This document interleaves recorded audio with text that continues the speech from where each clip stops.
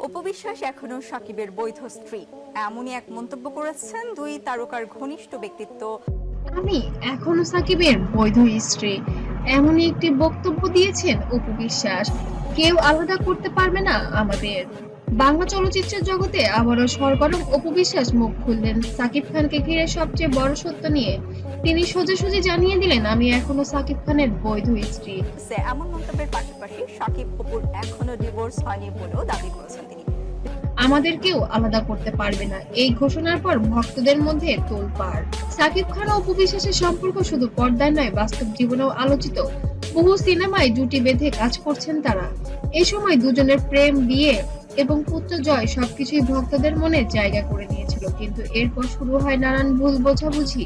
অপু বিশ্বাস এবার মুখ খুললেন গণমাধ্যমে। তিনি বললেন, আইনগতভাবে আমি এখনো সাকিব খানের বৈধ স্ত্রী।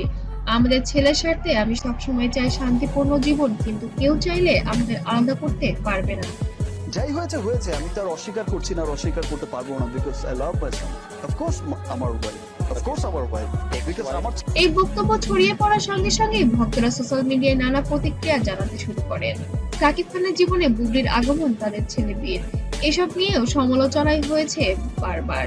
তবে অপু বিশ্বাস পরিষ্কার করে জানালেন, আমি জয়কে যেমন মায়ের দায়িত্ব বড় করেছি, তেমনি সাকিবের নামের মর্যাদা আমি কখনো নষ্ট করতে চাই না।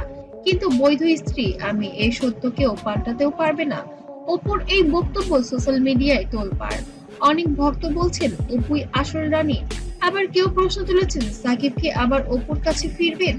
এই আলোচনায় নতুন করে গরম হয়েছে ঢালিউড ইন্ডাস্ট্রি। অপু আরো বলে, অসম্ভব সুন্দর, অসম্ভব সুন্দর, মানে যখন শাকিব খান তার মুখোশ নিয়ে আসে, আমার কাছে মনে হচ্ছিল যে আমার ছেলে জয়কে নিয়ে আমি একা নই, ওর বাবার নাম সাকিব খান, আর সেটা আমি শেষ পর্যন্ত ধরে রাখবো। এই দৃঢ় বক্তব্য অন্যের কাছে অপু আত্মবিশ্বাসী করতে প্রমাণ করেছেন যে সে এখনো সাকিব খানের বৈধ স্ত্রী। তাহলে কি আবারও সাকিব অপুর মিলন ঘটবে, নাকি আলাদা পথেই হাঁটবেন তারা? একটাই সত্য, অপু বিশ্বাস ঘোষণা ঢালিউডের নতুন আলোচনার জন্ম দিয়েছে। আপনারা কি মনে করেন, সাকিব কি আবার অপুর কাছে ফিরবেন? অবশ্যই কমেন্টে জানাবেন।